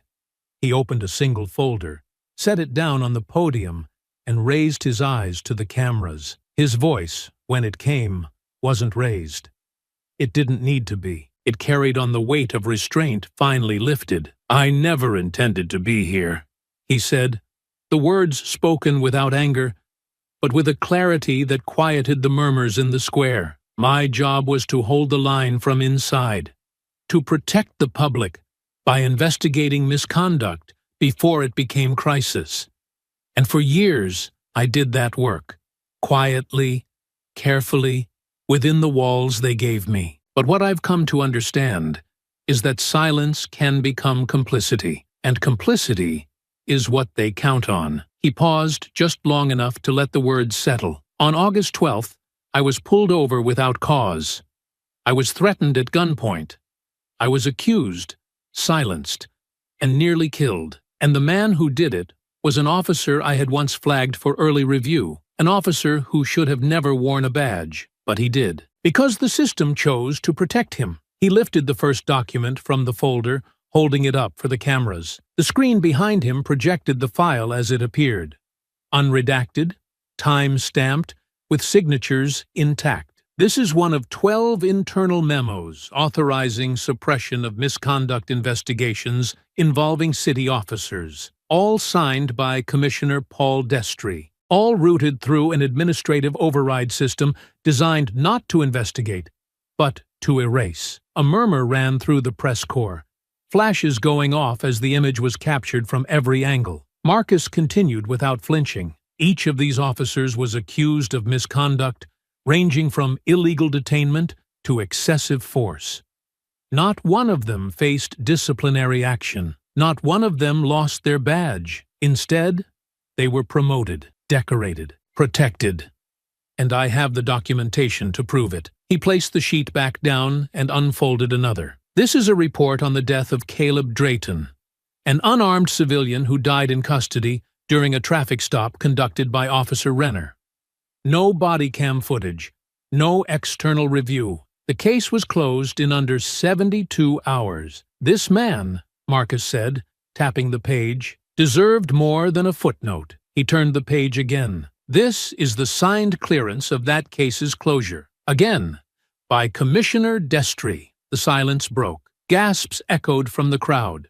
Reporters began shouting over each other. Inside the Capitol, phones rang, and aides scattered like birds flushed from hiding. Marcus raised a hand, and the crowd quieted. "I'm not here to damage the system," he said, voice lower now, almost a whisper, amplified by steel. "I'm here to force it, to admit what it became." If the public is expected to trust law enforcement, then law enforcement must be accountable to the public, not protected from it. He closed the folder gently. "And if I lose every friend, every pension, every safe harbor, because I said this out loud, then so be it." The press conference ended not with applause, but with the unrelenting hum of thousands of cameras transmitting the truth in real time. There was no room for spin, no filter strong enough to dull what had just been said. It was done. By the next morning, the fallout began. Commissioner Paul Destry submitted his resignation in a single-paragraph memo to the mayor's office. The language was cold and unrevealing, to preserve the integrity of the institution, but it carried no legal shield. His name was already on the documents.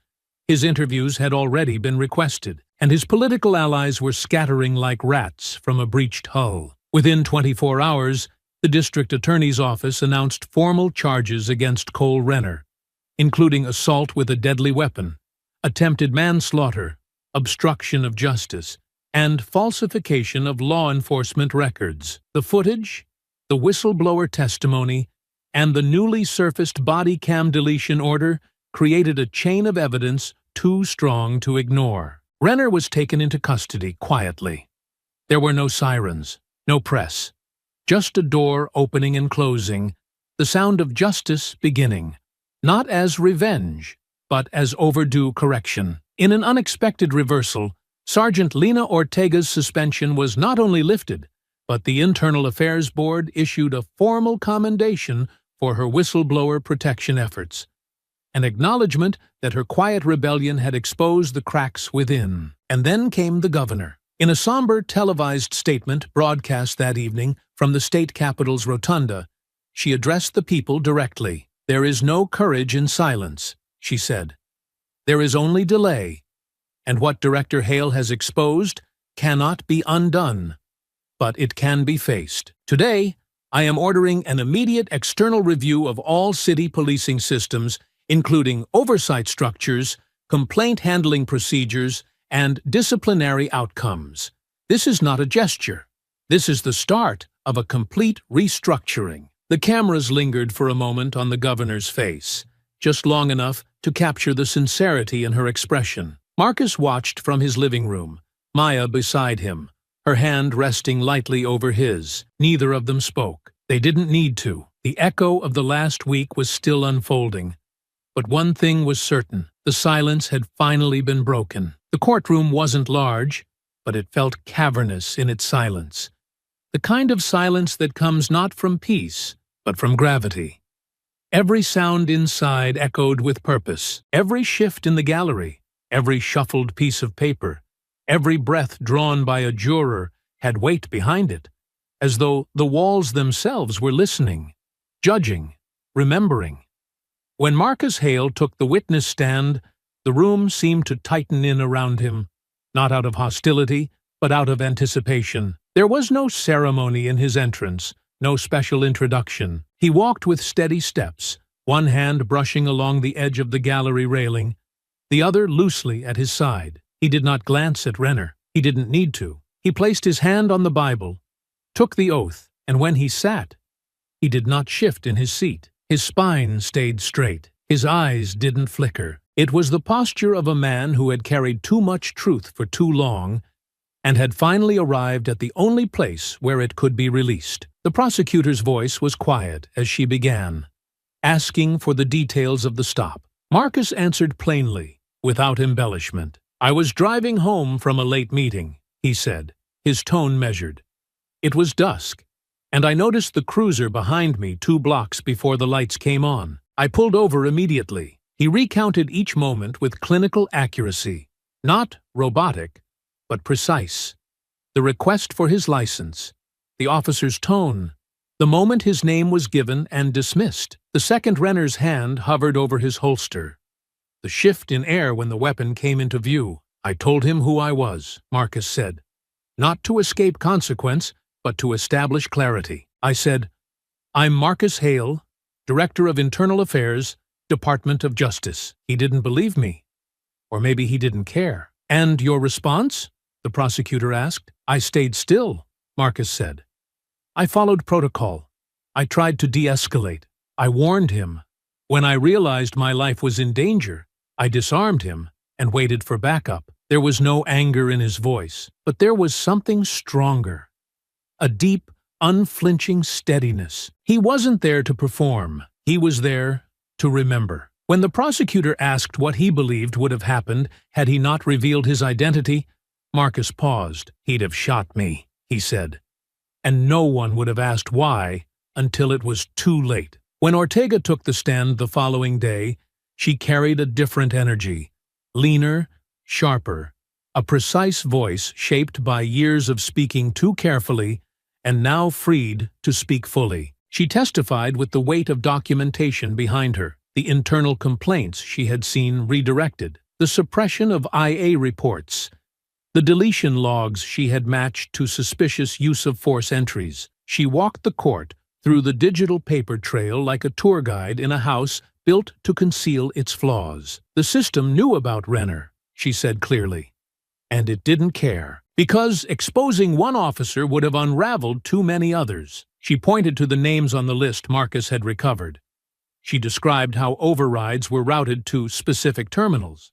She even identified the unusual login activity on the night Hale's files disappeared. "They didn't lose the footage," she said. "They erased it." "Why you?" the prosecutor asked. "Why speak up?" Ortega hesitated for the first time, then answered, "Because for years I told myself I was helping by staying inside, but I was just keeping it afloat." Devon was different. When he stepped forward, dressed in a plain button-up and stiff slacks he clearly didn't enjoy wearing, there was a tremor in his voice, but not one of weakness.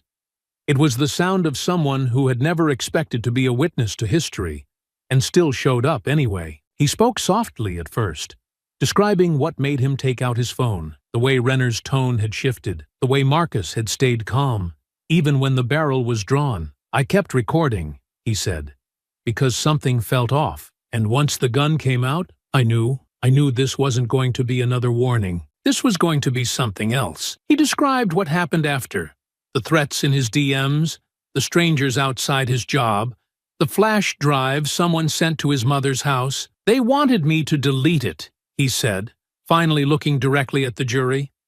"But I couldn't, because if I did, who would believe what we all saw?" When asked what he felt that night, he took a long pause. "I felt like I was filming the last moments of a man's life," he said, "and I was just hoping it didn't end that way." Then Maya Hale took the stand, and the courtroom changed. She didn't walk in like a witness. She walked in like someone who had already fought a war outside the courtroom and brought its evidence with her. Her presence was not theatrical. It was grounded, unshaken. She opened her laptop without prompting and connected it to the overhead screen with the ease of someone who knew the truth would not wait. What followed was a forensic unraveling. Maya walked the court through time codes and metadata, matching the known elements of Devon's footage to expected intervals from the cruiser's dashcam system. She demonstrated how a 2-minute blackout in the official archive coincided precisely with the moment Renner stepped out of his vehicle. "This isn't a glitch," she said, her voice even but edged. "It's a deletion, coordinated, deliberate, and traceable." "Could this have been an automatic failure?" the defense asked. "Only if you believe a department-recorded body camera chooses to stop working whenever an officer crosses the line." The gallery didn't stir. They didn't need to. The data was speaking now. After Maya's testimony, there was no air left in the room for argument. Only the inevitable. But the prosecution still had one more card to play. On the 9th day, they got it. Renner took the stand late in the afternoon, the sky outside darkening as clouds clustered overhead like an omen. He raised his right hand, took the oath with a flat tone, and sat beneath the lights, pale under the weight of what was now undeniable. "I did my job," Renner said, his voice measured, rehearsed. "I followed department protocols based on perceived threat. I did not act with bias, nor did I intend harm." The prosecutor, a seasoned woman named Hartwell with years of trial work behind her, stepped forward calmly. "Officer Renner, is it your sworn testimony that you believed Mr. Marcus Hale posed a threat to you during that stop?" "I didn't know who he was," Renner replied. "He was evasive, refused to provide ID at first. His behavior was erratic." Hartwell raised an eyebrow. "You're saying the director of internal affairs was erratic?" "I didn't know he was the director," Renner snapped. "He only said it after I'd already drawn my weapon." "And when he said it, what was your response?" "I thought he was lying." Hartwell paused, then retrieved a printed exhibit from the desk. "In your original report, you stated, and I quote, 'The subject refused to provide credentials and appeared agitated, muttering legal phrases under his breath.' Would you agree that's an accurate transcription?" Renner squinted. "That's what I remember." Director Hale never raised his voice in the video. He never refused. He stated his name, his title, and offered you his credentials from his jacket. That moment occurs 36 seconds before your weapon was drawn. Are you still saying he only said it after? Renner shifted in the chair. "If I got the sequence wrong, it's because of the stress. Things move fast in the field. So you were mistaken." Yes, I may have misremembered the timing." Hartwell nodded slowly, not to comfort, but to let the words hang in the air. "Earlier," she continued, "you testified that your body cam was recording, but records show your cruiser's onboard dashcam was active upon ignition, then deactivated manually at 18:03. That's nearly a full minute before you approached Mr. Hale's car. Were you aware the camera had been turned off?" "I didn't turn it off," Renner said, his voice harder now. "I never touched it. And yet the dashcam was stopped at the source. There's no footage. And you were the only one in the vehicle." Renner hesitated. "There could have been a glitch." Hartwell turned to the jury. "According to department records, that dashcam was serviced and tested 2 days earlier. Fully functional." "I can't answer for every malfunction," Renner said, growing defensive.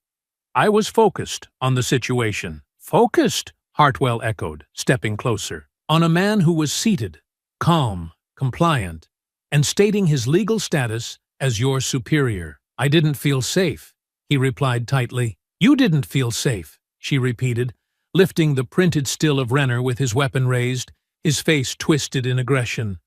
"But you felt in control." Renner looked down. "Officer Renner," Hartwell said, her tone sharpening just slightly, "did you tell a former trainee in 2022 that you pull over any black man who looks out of place?" His eyes snapped back up. "That's a lie. We have the statement on record. Sworn. Delivered by a woman who rode with you 3 times. She misunderstood me," She quoted you directly. Renner opened his mouth, then closed it again. Hartwell didn't push further. She didn't need to. Thank you, she said, stepping back. No further questions. The defense tried to regain footing, asking Renner about his years of service, his commendations, his disciplinary record, but each answer sounded thinner than the last, his words stripped of context by what had already been laid bare.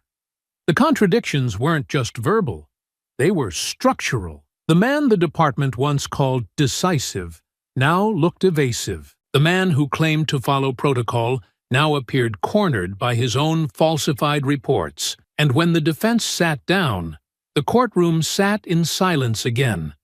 Not out of shock, but understanding. On the 10th day, closing arguments were made. And on the 12th, the verdict arrived. Guilty, on all counts. Assault with a deadly weapon, attempted manslaughter, obstruction of justice, falsification of law enforcement records. Renner showed no emotion as the sentence was read.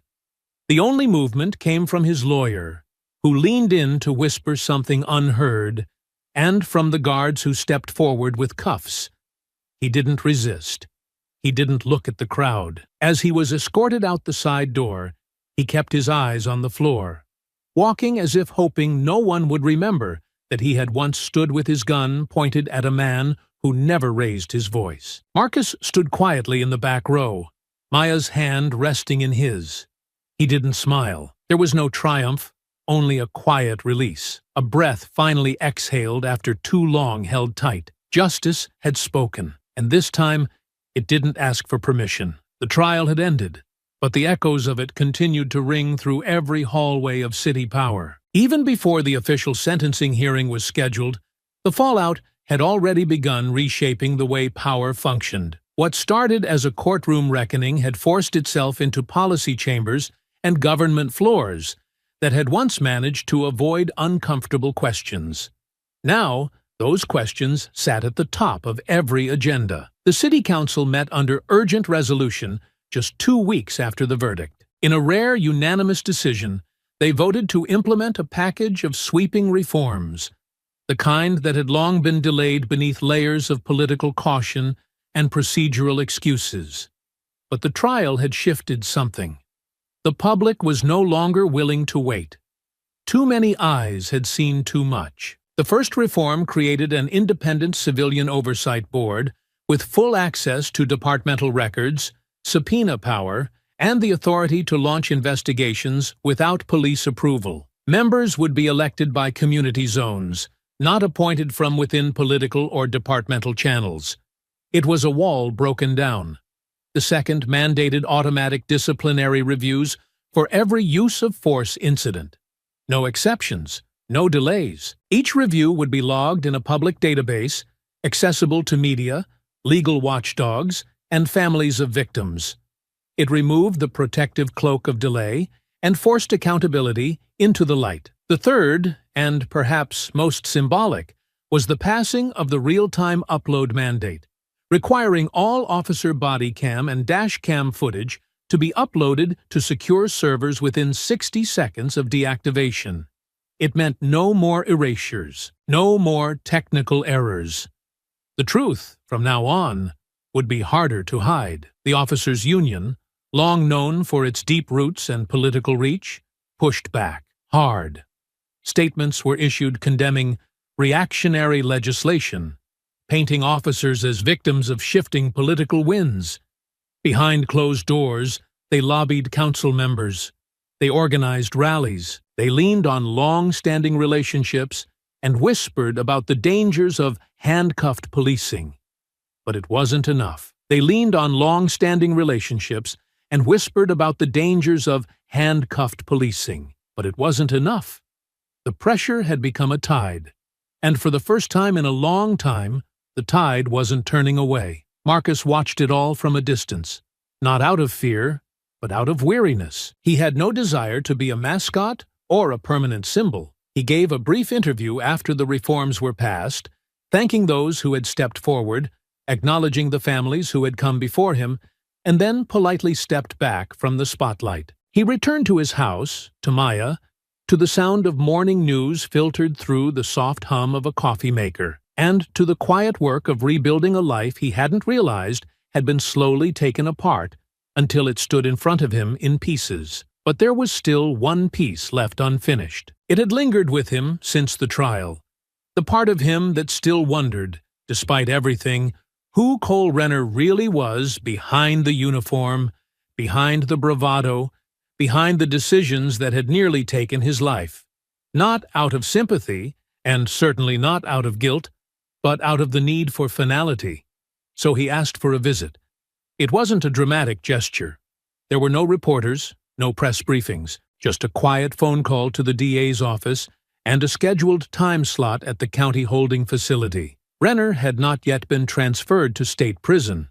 He was still in limbo, awaiting formal sentencing. Marcus arrived alone. The room was cold and colorless, the kind of institutional sterility that dulled every sound and flattened the light. A steel table separated them, with scratches etched into the surface from hundreds of conversations that had gone nowhere. Renner sat already waiting, his posture slouched, eyes still sharp, but dulled around the edges. He wore the orange uniform with a forced nonchalance, but the crease in his brow betrayed the truth. This was a man no longer in control. Marcus sat across from him and said nothing at first. Renner was the one who broke the silence. "So you came to gloat?" he asked, his voice hoarse from days of disuse. "No," Marcus replied. "I came to understand." Renner scoffed, shaking his head. "Understand what? That you threw away your whole career just to play hero?" "I didn't throw it away," Marcus said. "I gave it meaning. You think any of this changes the street?" Renner leaned forward now, arms on the table. "You think policies and paperwork stop bullets? You think oversight boards are going to walk into a domestic call and tell a guy with a knife to sit down and be reasonable?" "I think people deserve better than fear," Marcus said calmly. "And I think the badge is supposed to serve the people, not protect those who use it as a weapon." Renner's jaw tightened. "You don't know what it's like. Out there. Every day. One wrong move and—" "You made the wrong move," Marcus interrupted, but his voice didn't rise. "And you made it more than once." There was a pause then, a long one. Finally, Renner leaned back and looked away, toward the tiny slit of a window where daylight tried to seep through. "I did what I had to," he muttered. "That's what we're trained to do." "No," Marcus said quietly. "That's what you were allowed to believe." Renner didn't respond. Marcus stood slowly.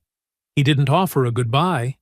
He didn't offer forgiveness. There was nothing left to say that hadn't already been said under oath. But as he walked toward the door, he paused just once, his hand resting against the metal frame. "You could have admitted it," he said without turning.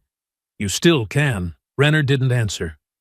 And Marcus didn't wait. He left in silence, the door closing behind him with a soft, final click. Outside, the air was clear again.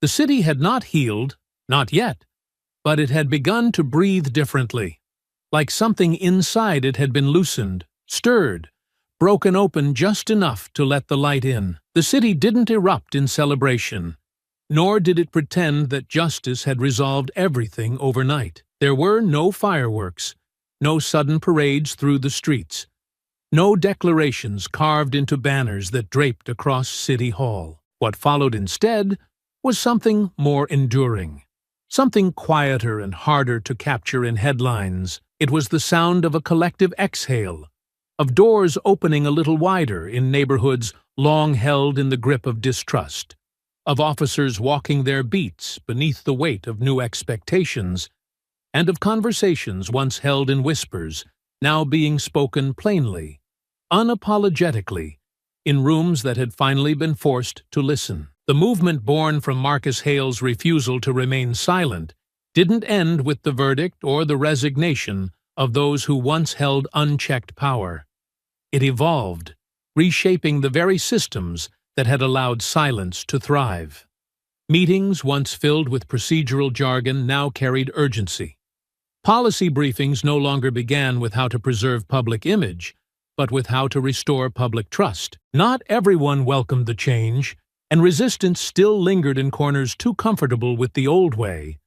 But the city had already begun moving forward, and the ones clinging to the past could no longer slow it down. For Marcus, the aftermath arrived not as a wave of public attention, but as a gentle retreat back into something grounded. He did not return to the halls of oversight or accept the flood of offers extended by advocacy organizations, academic panels, or legal institutions eager to claim him as a symbol of integrity.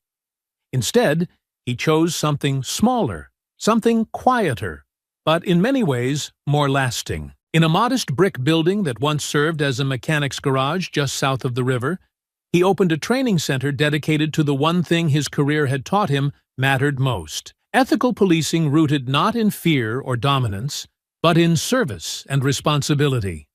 There were no fluorescent lights or corporate slogans etched into glass, just one white sign, painted by hand and affixed above the entrance, where the sunlight could strike it each morning. It read, simply, ethics, justice, service, accountability, the pillars he had always believed should guide those who wore a badge, and now taught to anyone willing to relearn what the badge was meant to represent. The space was open not just to new recruits or current officers, but to civilians, activists, and those who had been harmed by the system. Inside those walls, there was no rank, only the willingness to listen, to challenge assumptions, and to leave with a clearer understanding of the weight that authority must carry. Marcus taught 2 evenings a week, never with theatrics or fanfare, but with deliberate care. He asked hard questions. He left room for silence. He made space for discomfort. He watched young officers sit in quiet reckoning as they re-examined procedures they had accepted without question, and he guided them, not with condemnation, but with clarity, toward a deeper sense of responsibility. Maya, too, found herself stepping into a broader legacy. Though she had always been a force in her own right, the trial had illuminated her voice, and across the state, doors opened that once would have remained shut. She took on civil rights cases with a fierce, meticulous drive that had become her hallmark. Landlords who had denied housing based on last names. Schools that over-disciplined black students without due process. Police departments still resisting oversight in smaller counties where cameras rarely turned. She fought each case not for recognition, but because she understood the cost of inaction. And she brought that same quiet intensity home at night, not weighed down by what she carried, but fueled by the knowledge that change, when seeded honestly, would always bloom. Devin Knox, once just a young man with a phone and a split-second instinct, had found his own rhythm amid the noise. He declined every brand deal, every attempt to turn him into a face on a poster, and instead walked back into the communities that had shaped him, not to lecture, but to build. With help from local partners and a modest grant secured through the mayor's office, he helped establish See It Through, a program that offered young people a space to learn not only about their rights, but how to document injustice, how to tell their own stories, and how to engage with systems without losing themselves to them. His workshops became a steady pulse through the neighborhoods, quiet, consistent, and honest. He never called himself an activist, but people did, and he never argued with them. And then there was Ortega.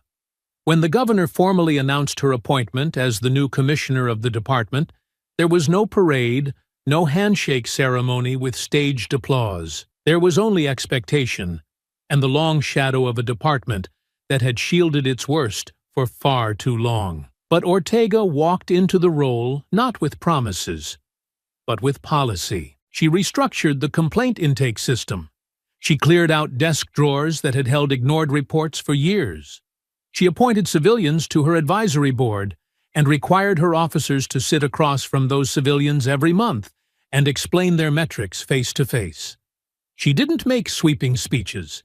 She didn't offer comfort to those who resisted the change. She worked late, answered directly, and made sure her badge meant what it was supposed to mean. And somewhere in that city still healing, still learning, still trying to understand itself again, Marcus found moments of stillness. He walked without the weight of secrecy. He spoke without wondering who might try to twist his words. He returned, slowly, to the man he had always tried to be. Before the badge, before the testimony, before the weapon pointed at his chest, had forced the world to decide what it truly believed. On a quiet evening, just past dusk, he stood at the front of the training center after dismissing a class of young cadets. The parking lot was emptying.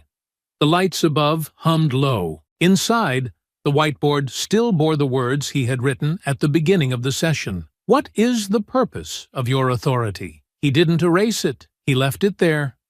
Not for himself, but for the ones who would come after him. I hope you enjoyed that story. Please share it with your friends and subscribe so that you do not miss out on the next one. In the meantime, I have handpicked 2 stories for you that I think you will enjoy. Have a great day.